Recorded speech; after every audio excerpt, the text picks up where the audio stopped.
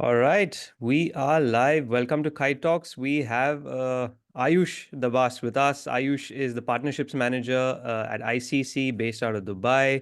Ayush, thank you for taking the time and joining us. I know we have some interesting conversation that lies ahead. Appreciate it. Thank you, Arup. Thank you so much for inviting me. And thank you to the team at Kite Talks. Exciting to be part of what is now the fourth edition for you guys. Yep. So yeah, really looking forward to having a chat and some fun along the way. Yeah. Awesome, awesome. Ayush, before we jump into what I know has been a sort of long season for you with the World Cup and things like that, and we'll jump into a little bit of the sponsor side where you've been part of. I want to take a step back, talk about you, talk about your career. How did you get into sport? I know you've also done your FIFA Master. Maybe take a few steps back and how did you decide to get into the business Yeah. and maybe a little bit about your journeys, maybe some anecdotes up to you. Yeah. Absolutely. So I mean, Delhi is my home.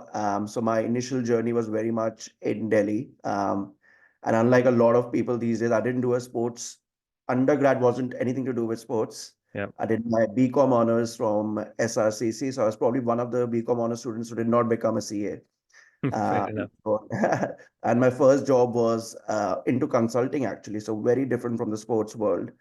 I spent a couple of years with this consulting from Protivity, where I mean, great starting point. But you know how at some point you reach a stage where I've always been passionate about sports, always played sports, not good enough to make it to any national teams, but good enough to have a nice social experience. So, Of course. actively played football, basketball, cricket. So sports being part of sort of a life. And I think that's where the journey first started in India, where after I spent 2 years in consulting, I was like, if I want to get into sports, I need to take a jump now, otherwise it'll be too late. That's what I thought that time. And I got lucky in a way. I think this is 2011. India had just won the Cricket World Cup. So Yep. the cricket sponsorship industry was booming, to say the least. Absolutely. So couldn't have timed it. And that's when I got an opportunity to work with one of the agencies called Riti Sports. Oh, fantastic. Used to handle back then, even now, the biggest sports celebrity in India, MS Dhoni. So Yeah. I become his manager, and along with Dhoni, I was working with Suresh Raina, Ravindra Jadeja. Amazing. Um, Your that your journey was, friend your friends at the time must have been fairly envious, don't you? yeah, they were like, "So what do you do? Do you just chill with them?" But no, that's not what I was doing. Though it was a bit of chilling as well, helping them make the money. Uh, and then uh, and then one of our clients back then was also Chennai Super Kings, and this is when IPL was Okay, in awesome. season three and Mhm. four. So I think so 3 years of that, and I think that's when I realized that this is definitely something I've enjoyed the sports industry. But then a question to myself was, what is next? Like, would I continue in the same? I was enjoying sponsorship. I was enjoying, I mean, back then, especially with, Mahi and everyone, it was brilliant. But then that's when I'd come across the FIFA Masters. Yep. For those who might not be aware, that's basically a 1 year sports management course, which is across 3 countries in Europe. So I thought, why not at least apply for it, see how it goes. Yeah. So yeah, and yeah, we applied for it, went through the process, and I got that. And that was a very crucial junction because obviously back then the cost was quite a lot, but I think it was a jump I was willing to take. I just thought that the exposure of working or staying outside India Of course. would be a big plus. And absolutely, I mean, that was a year of, networking a lot, year of making some good friendships, year of just a good 1 year that I spent with the FIFA Masters. Um, and that next led to, while finishing my masters, there was a job opening at FIFA, which I got. So then I Amazing. worked in Zurich, Based out of Zurich. based out of Zurich in Switzerland. Fantastic. Again, complete different experience in terms of, lifestyle, in terms of coming from India. So it was spent a couple of years in Zurich with FIFA, some very exciting projects that I'll be happy to talk later on. And then went, I think, 2 years there, and then there's an opportunity that came up at the ICC in Dubai in the partnerships domain. Right. So I came to Dubai in 2017. thought it'll be like a 3 to 4 year stint, but here it is, 7 years now in Dubai, with the Amazing. ICC, with the partnerships team. Been lucky enough to be part of a lot of cricket World Cups now. I think Super. I was thinking about it this morning. I think I've done in person, I've done 12 World Cups across men, Wow. women, youth, done a couple of FIFA ones as well. So it's been an exciting journey. And as you correctly said, just coming out of the World Cup in India, which was amazing, just to be part of that. Yeah. No, that's super.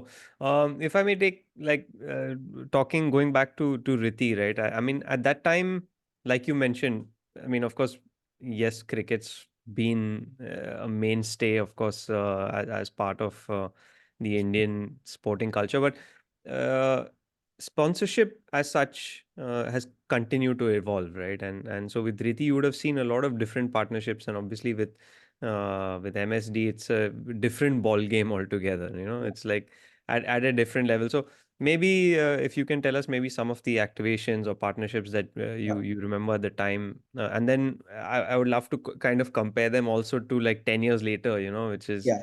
No, now and absolutely. how they differentiate. See, I think, as you correctly pointed out, working with Mahi and Riti, we worked with a lot of international global brands, the likes of Pepsi, Gulf Oil, Yeah, ASL back yeah, then, and Reebok were back then. So, and it was more of a, let me put it this way, I'm talking about 2011, 14, where digital was still new.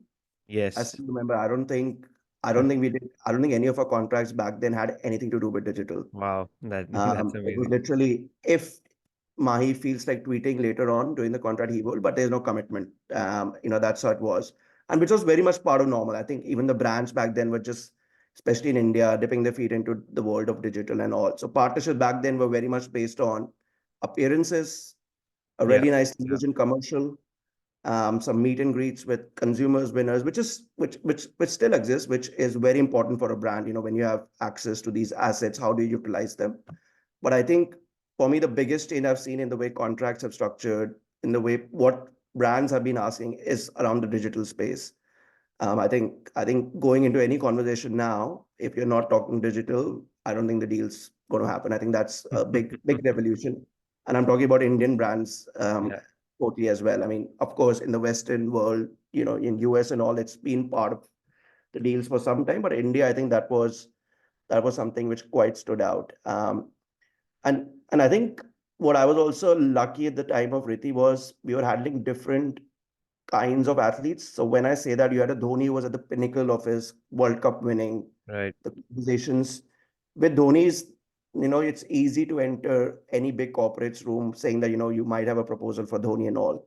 But that was also the time we had Suresh Raina with us, who was also had just won the World Cup. Yep. But you know how the Indian cricket industry, at least back then, was you had the top two, three getting the most Mhm. sponsorships, Yeah. and the Yeah. others were always, so you have to find very different sort of brand fits for them. Like, Mhm. you couldn't always have the big one. You have to find niche brands or looking at a more, what is Raina's personality or what is Raina's USP. So I think back then he was more connecting with the youth that we had to look at.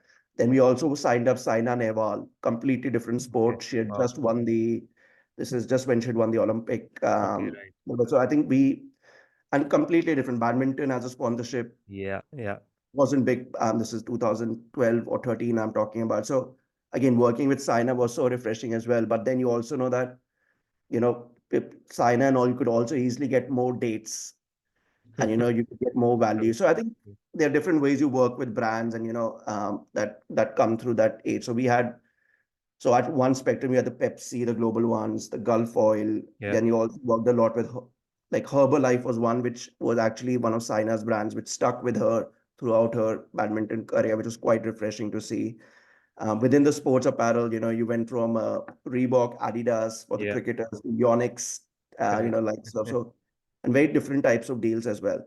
So I think athlete management back then, and when I talk to my colleagues who are still doing athlete management, it's also changed quite a lot with the digital. I mean, you could now do a deal Yeah. or look at a partnership just focusing on somebody tweeting or posting on Instagram, just giving you 20 million followers. Yeah. Back then, we didn't have the luxury of that. So, yeah, it's quite interesting how it has evolved, and continues to evolve. Um, Yeah. I mean, I've been in conversation the last week where use of AI to monitor brands, sponsorship value, etc., has been more and more emphasized. So yeah, it's quite interesting how it is evolving. Nice. Uh, just last one, more on that side.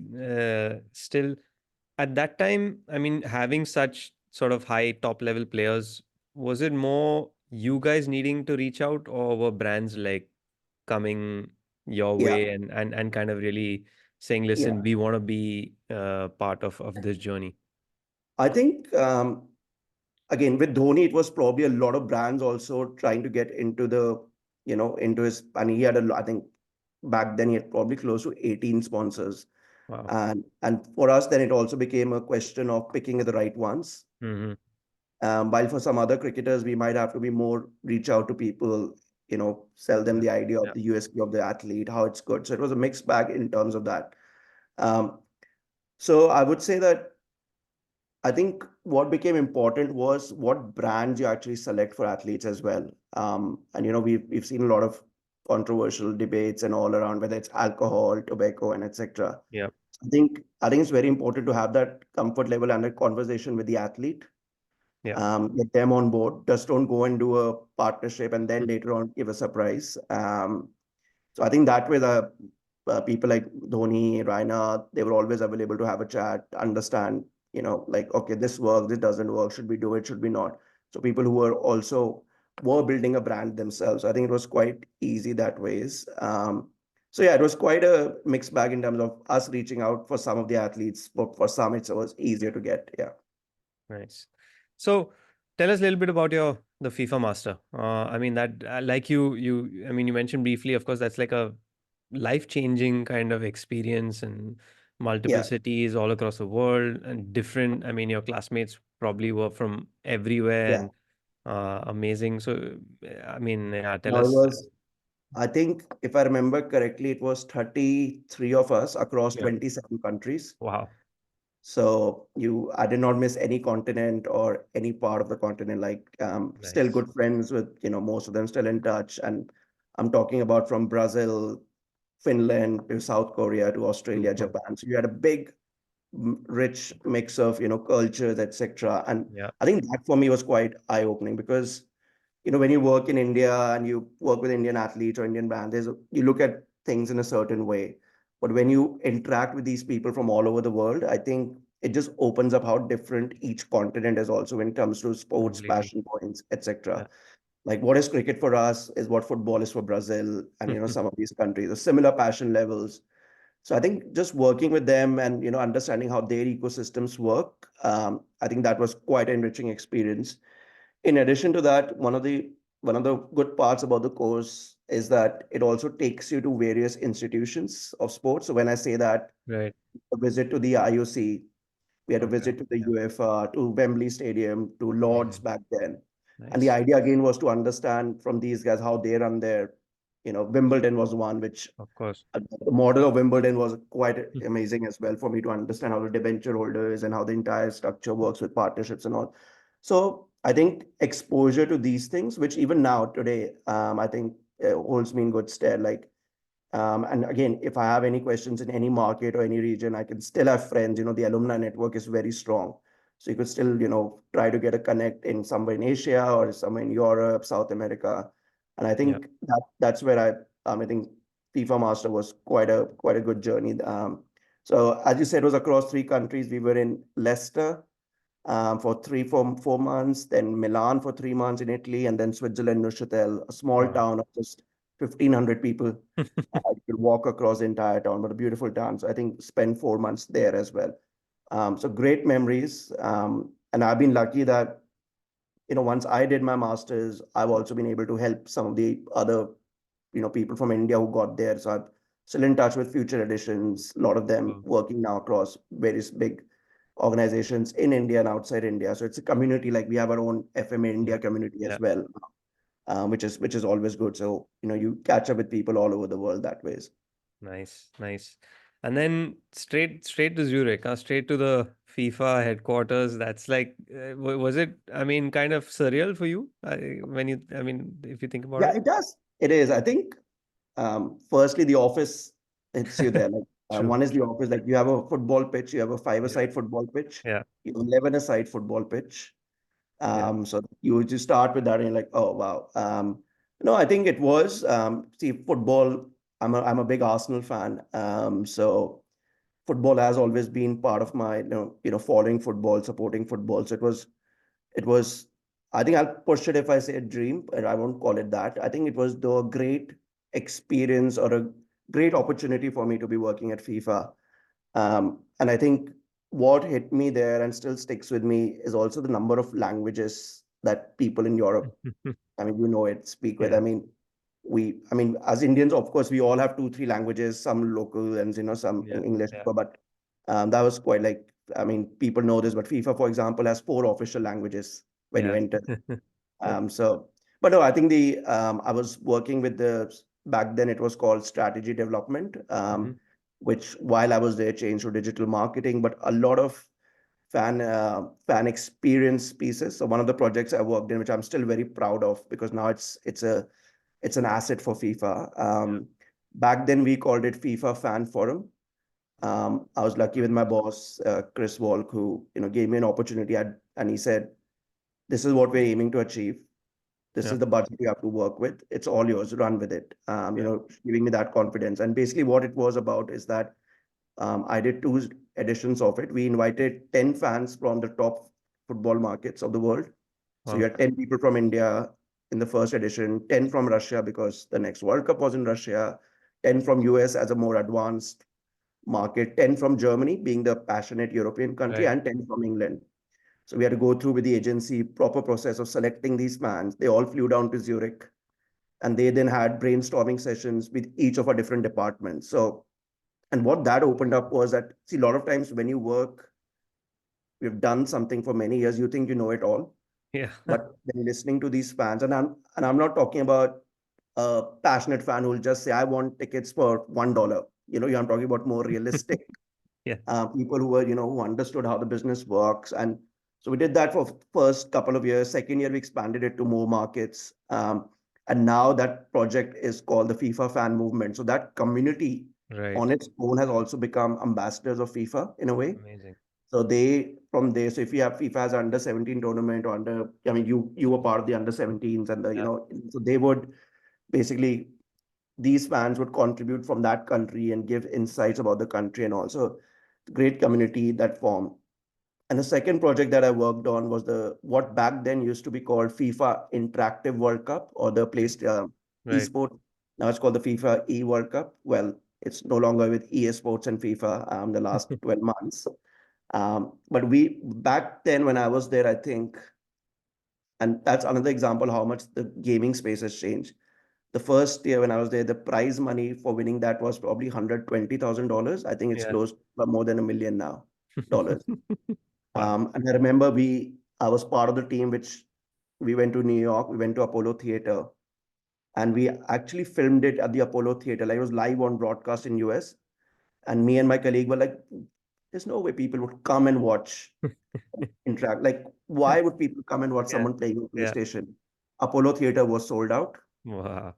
We had like any other performance happening there. It blew my mind away. Like I still look back at those videos and the celebrations of players winning and all. It felt like you're actually in a stadium watching an actual game. So it's quite an eye opener.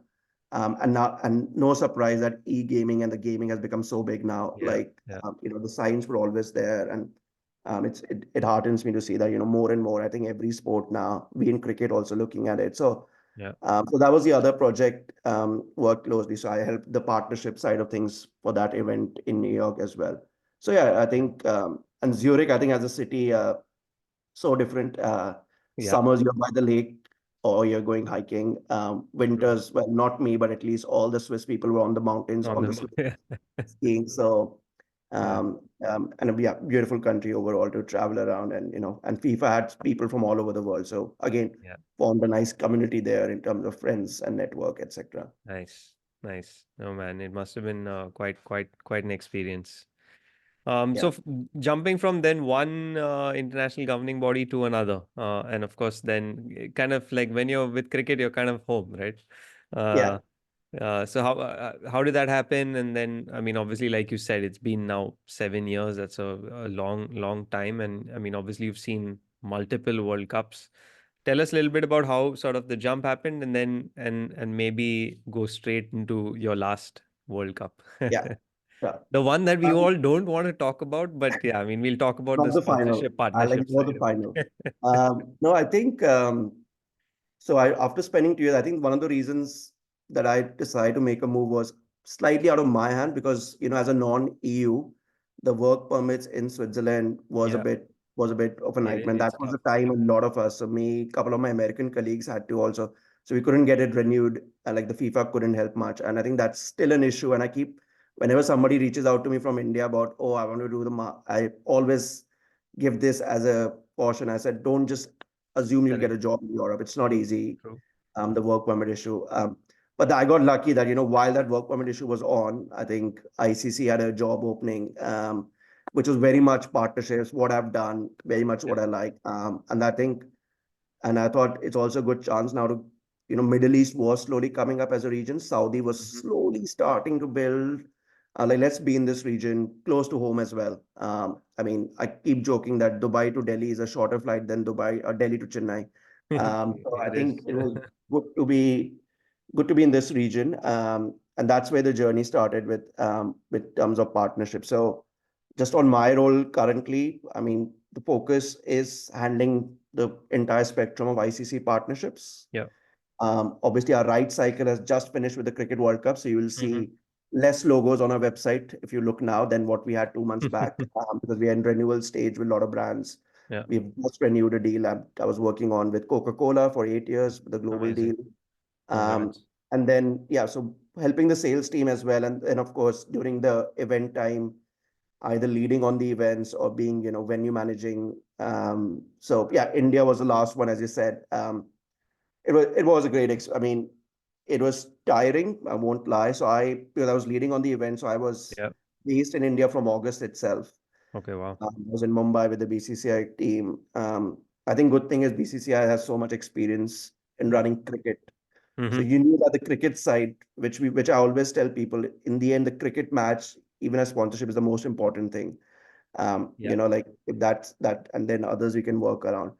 Um, and I think I'll have to hats off to all our partners that the activation, the scale of activation in India, the way they were involved. When I look at Thumbs Up, who was so active in the market, Yep. or you get the likes of DP World, Emirates, etc. I think did a great job.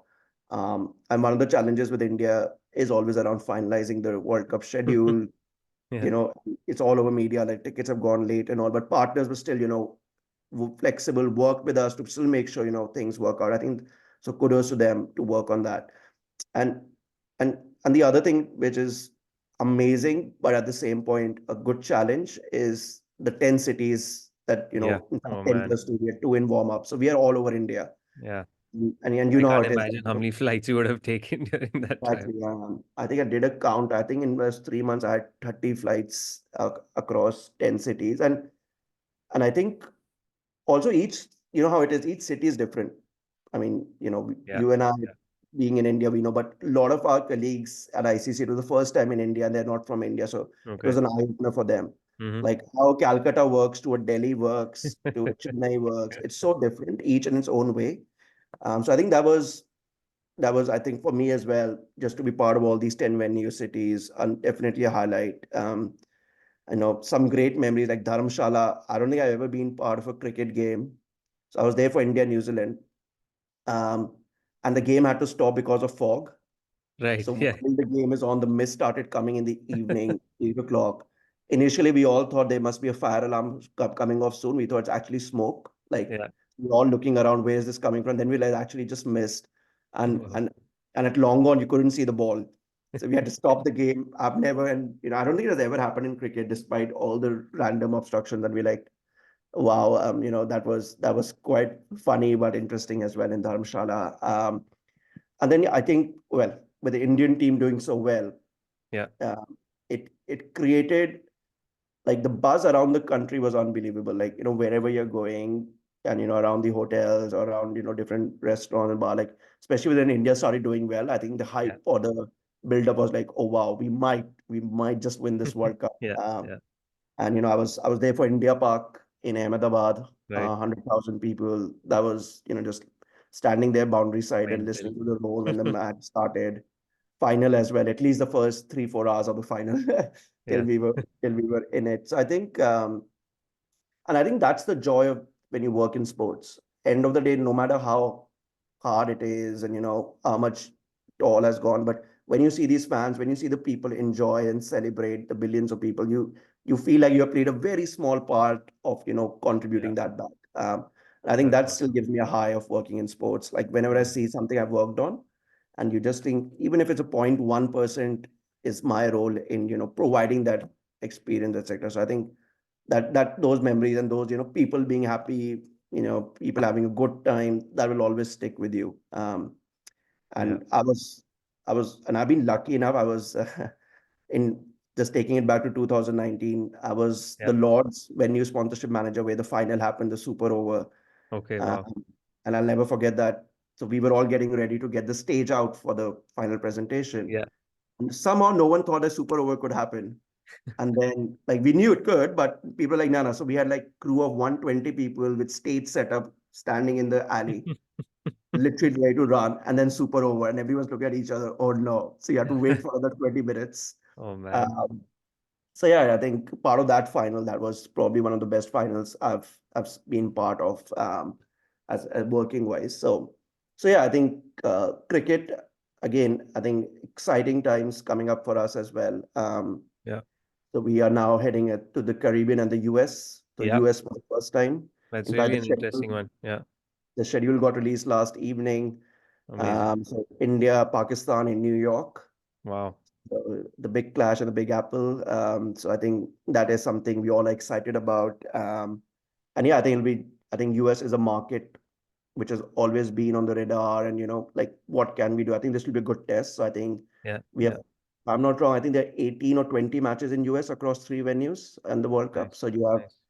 Dallas, Florida, and New York. Um, Super. so I think, yeah, really looking forward to that and what that brings. And then cricket is also now part of the Olympics. So I Yeah. think Yeah. kudos to the team back in ICC who worked on that. But I think that also presents an exciting opportunity because that probably opens up funding for a lot of the smaller countries. When I Yeah. say small, in terms of cricket experience, Of of course. course.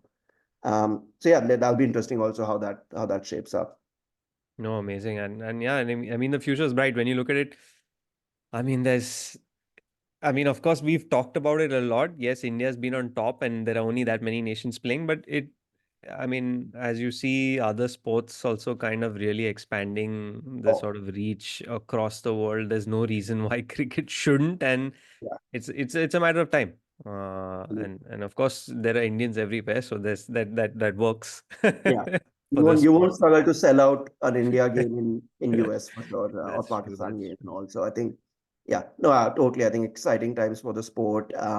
We have expanded our schedule. I think as ICC, women's cricket is something we feel is a big passion point, Right. because we feel the opportunity for growth and new fans in women's cricket is more than the men's cricket at this Yeah. stage. Yeah.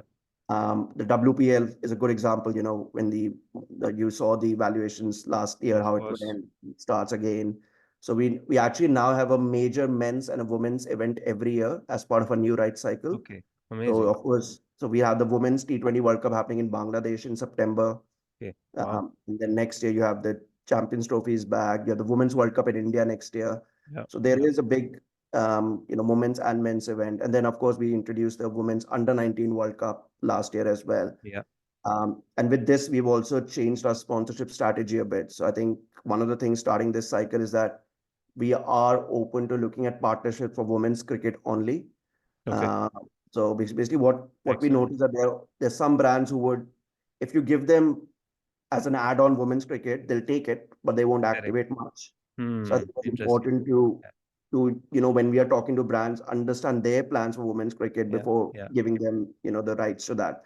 So I think we are all excited about that. So you'll hopefully some new women's only partnerships will be announced. Excellent. Excellent. Yeah, exciting times in terms of that as well.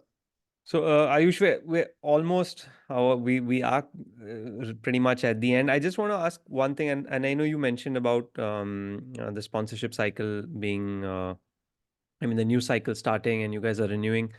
If we can just maybe spend a minute or two on evaluation. So in terms of like how do you guys, I mean, of course you digital is a big part, but there's a lot of the other piece. So like looking back at say the World Cup, what I mean, is there any specific kind of tools you'll use, or I mean, Yeah. what's the modus operandi, and So and and we, and yeah, obviously you'll use that to kind of renew, and brands must be asking the question, right? How did we? absolutely.